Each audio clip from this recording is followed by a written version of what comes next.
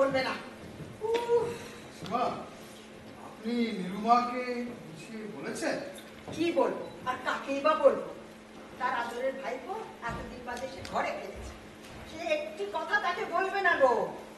কিন্তু বলতে তো হবেই, সঞ্জয় তো আর ছেলে মানুষ ছিল নয়, ওর 21 বছর বয়স, সে একজন মেজর।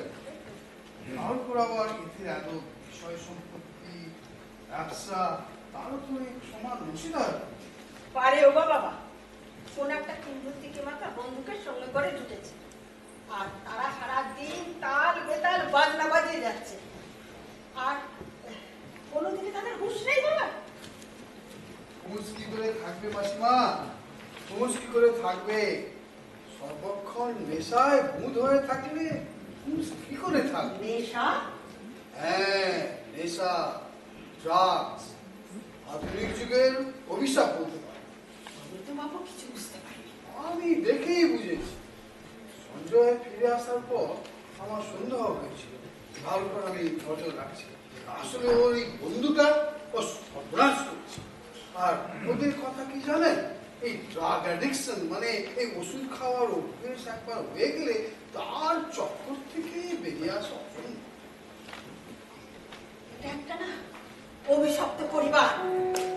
সেই কাল রাত্রির কথা ভাবলে না এখনো এখনো আমার গায়ে কাঁটা দিয়ে ওঠে গো। অমাবস্যা, খুব খুব অন্ধকার রাত, দাও দাও করে আগুন চলে গেল, কত বড় পায়খানা পুড়ে ছাই। দিদি, জামাই বাবু, খোকা, উফ, ভগবানের কি নিষ্ঠুর পরিহার গো। কিন্তু বেঁচে গেল আমার মীরা। কিন্তু এটাকে কি বেঁচে থাকা বলে?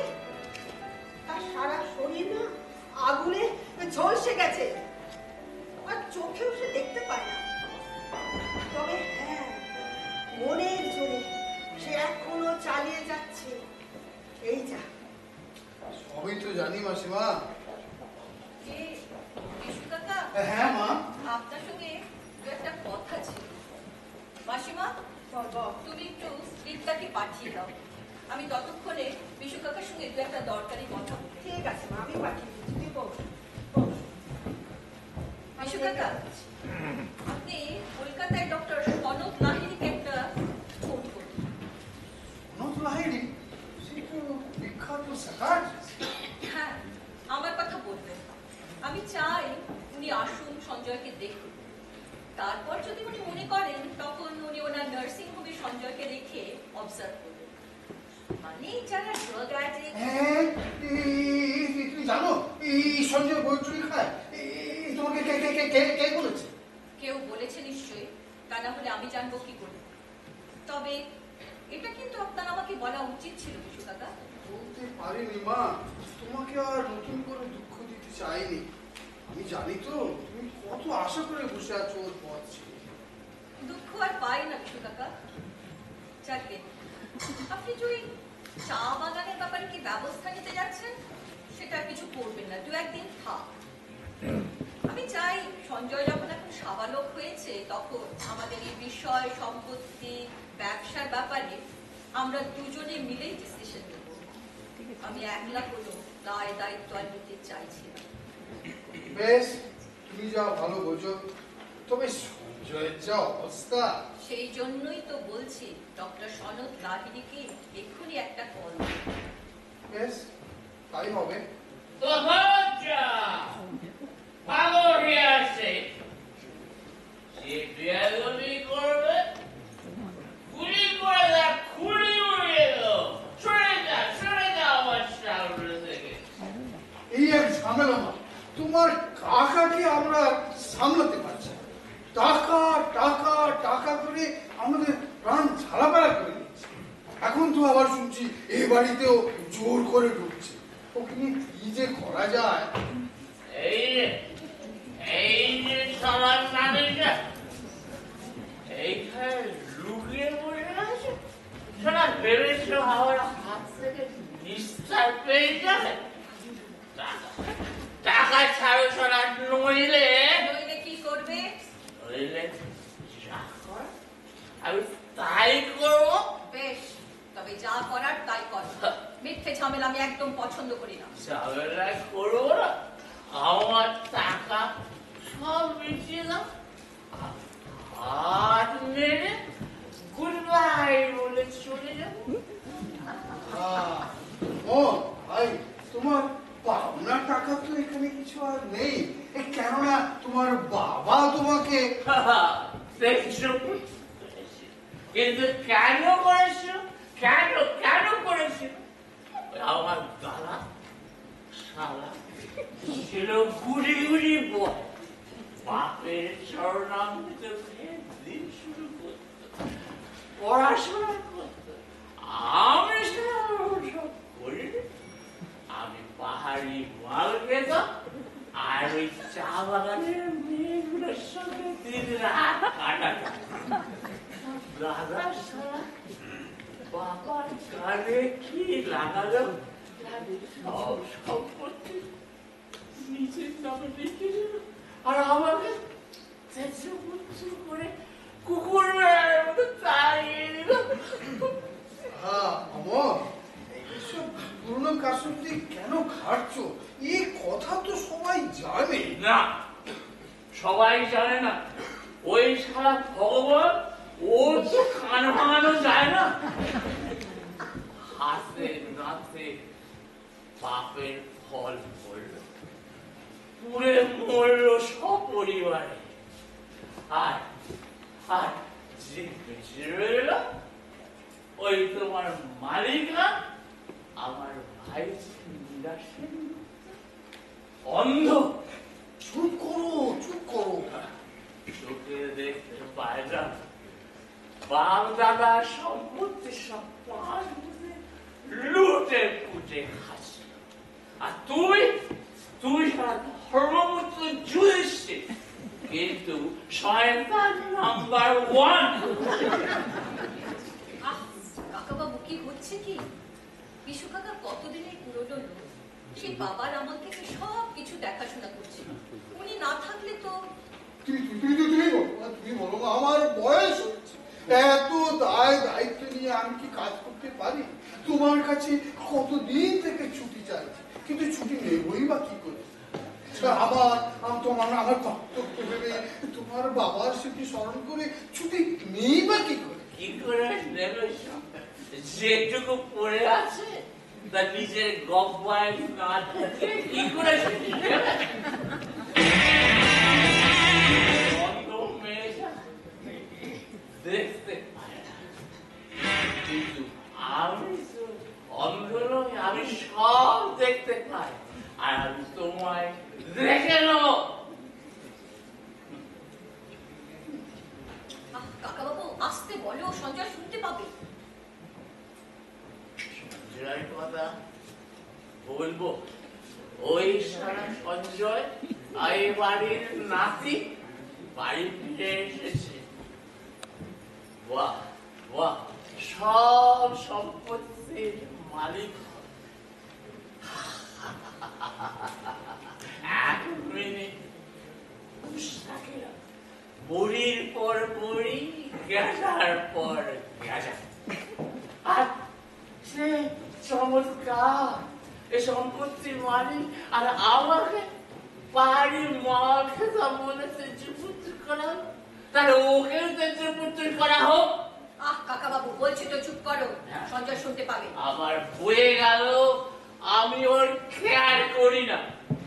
এই বাড়িতে ওপর একটা অভিশাপ লেগেছে, সব ধ্বংস হবে, সব ধ্বংস হবে। ক্যাপ্টেন ঠিক সময় মতো এসে পড়েছে। ক্যাপ্টেন, তোমাকে দেখে কি মনে হয় জানো? গরুটা এখনো বেঁচে আছে, ভাগাড়ে মরেনি। ঠিক সময় মতো এসে পড়েছে। যেটুকু পারো নিয়ে খেতে। তবে একটা কথা তোমার মনে করে দিই জানো, ওই প্রাপ্তির সময় অবাক কথা একটু মনে রেখে ঠিক 10 টাকা নোট ছাড়ো, শুনেছিস কি বিদেশে গিয়ে যক্ষে ধর্নিয়ে এসেছো? 10টা টাকা রয়েছে। অমলদা, তোমার এই নাটক করার শখ কিন্তু এখনো মনে আছে দিলদারের পাক? মনে আছে? অন্ধ জাগো, জাগো অন্ধ জাগো। দারুণ করলো, দারুণ করলো। ঠিক আছে, ঠিক আছে, এবার চুপ করো, একটু শান্ত হও, বুঝেছো? হ্যাঁ, কিছু টাকা ধরো, এগুলো রাখো, রেখে ভালোই ভালো এখান থেকে কেটো। তোমার খুব ভালো হবে জানো, তোমাকে আর শকুন বলে ডাক। কিন্তু ওই বেলা শকুন, ওকে আমি ছাড়বো না, ওকে আমি ছাড়বো না। ছাড়তে হবে না, এখন চলো তো, চলো। শুনি, কিন্তু একটা কথা কি জানো, আমি ওই সামনের পুরো বাড়িটা নিচের তলা তক্তা বসার উপর মাঝে মাঝে রাখতে শুয়ে থাকি। তোমাদের দারোয়ান আর ওই চাকরের ডিস্টার্ব না করে আর হাইরিসের কাছে একটু পারমিশন নিয়ে যাবে কি? ঠিক আছে, ঠিক আছে, তোমাকে কেউ বিরক্ত করবে না। হলো, Thank you. চলো তো, এবার Thank চলো। you, thank you, thank you, thank you.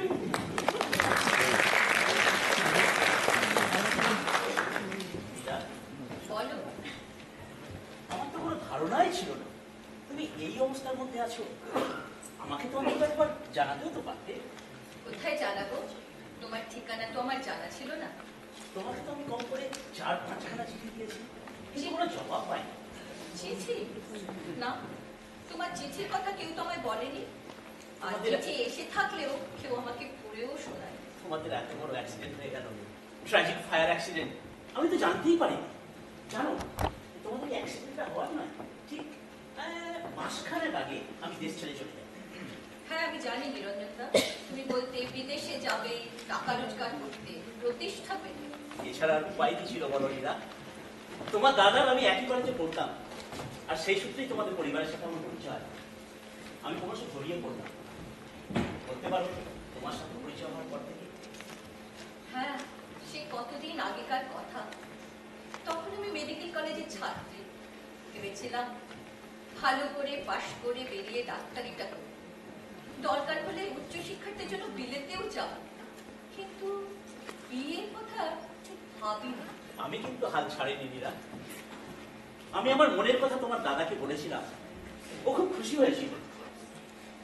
ও খুশি হয়ে তোমার বাবাকেও বলেছিল, কিন্তু তোমার বাবা সাপ জানিয়ে দিলেন তোমাকে বিয়ে করার যোগ্যতা আমার নেই। আমার টাকা নেই, বাড়ি নেই, গাড়ি নেই, মোটা ব্যাংক ব্যালেন্স নেই। আর জানো, সেদিনই মনে মনে প্রতিজ্ঞা করেছিলাম, যতদিন পর্যন্ত না বড়লোক হব ততদিন এই দেশের মাটিতে ফিরব। তাই সকলের অজান্তে একদিন বাড়ি দিলাম ইস্ট আফ্রিকায়। সেখানে আমার কাকার এক ছোট্ট ব্যবসা ছিল, আর সেই ব্যবসার সাহায্যে ধীরে ধীরে প্রতিষ্ঠা লাভ করলাম। তোমার বাবা যা যা চেয়েছিলেন সব, টাকা, বাড়ি, গাড়ি, বাংলো, সমস্ত কিছু এখন আপনাদের মধ্যে। বরঞ্চ বলতে পারো বেশি করে ফেলেছে। হ্যাঁ, মানুষ ভাবে একরকম আর হয় আর এক রকম। কলকাতায় ফিরে প্রথমে তোমাদের ট্র্যাজিক অ্যাক্সিডেন্টের কথা শুনলাম। তোমার দাদা যে আমার প্রিয় বন্ধু ছিল সে আজ আর নেই। তোমার বাবা মা তারাও দুনিয়া থেকে চলে গেছেন, আর তুমি দৌড়াতে দৌড়াতে তোমার কাছে ফিরে এলে। এসে দেখলাম, জানো, এসে দেখলাম তুমি তো একটা নরকের মধ্যে বাস করছো। নরকে বটে, এক সময় মনে হয় আমি আর পারছি না। তাহলে কিসের মোহে তুমি এখানে পড়ে আছো মীরা? টাকা পয়সা সম্পত্তি এরা এরা শান্তি দেয় না। এর থেকে তুমি আমার সঙ্গে পালিয়ে চলো। কোথায় যাব? কেন? East Africa? তোমার সঙ্গে? হ্যাঁ, আমার সঙ্গে। তুমি তো জানো নীরা, তোমাকে বিয়ে করার জন্য আমি পাগল হয়ে গিয়েছিলাম। তোমাকে বিয়ে করার জন্য আজ আমি দেশ ছাড়া, আজ আমি সমাজে প্রতিষ্ঠিত। তাহলে তাহলে আমাকে বিয়ে করতে তোমার অসুবিধা কোথায়? না না না, বিয়ের কথা আমি আর ভাবি না। কারণ আমি তো সেই 3 বছর আগে দিরা সেনগুপ্ত নই। আগুন তো শুধু আমার কপালে পোড়ায়নি, আমার সারা শরীর ঝলসে দিয়ে গেছে। এই এত রকম জামা কাপড় পরে নিজেকে কোনো রকমে ঢেকে রাখি, তা না হলে তুমি দেখলে তুমিও শিউরে উঠতে। ভগবানের শুধু আশীর্বাদেই যে ওই আগুনে আমি অন্ধ হয়ে গেছি। তাই এই চোখ দিয়ে আর এই পুরা শরীরটাকে দেখতে হয় না। যা হবার তা হয়ে গেছে মীরা, অন্য দিকটাও একটু ভেবে দেখো, তোমার তো বাকি জীবনটা পড়ে রয়েছে। থাক থাক না ওসব কথা বাদ দাও। তবে তোমাকে আমি আমার আন্তরিক ধন্যবাদ জানাই যে তুমি আবারও আমার কথা মনে করে খবর দিতে এসেছো। দিদি, সবাই জেগেছেন? রিক্তা, হ্যাঁ, এই গত সপ্তাহে দুটো চিঠি এসেছিল, তার জবাব দেওয়া হয়। আপনি বলবেন আমি কাগজ কলমটা নিয়ে আসি? বেশ, তাই এসো। মেয়েটি কে মীরা?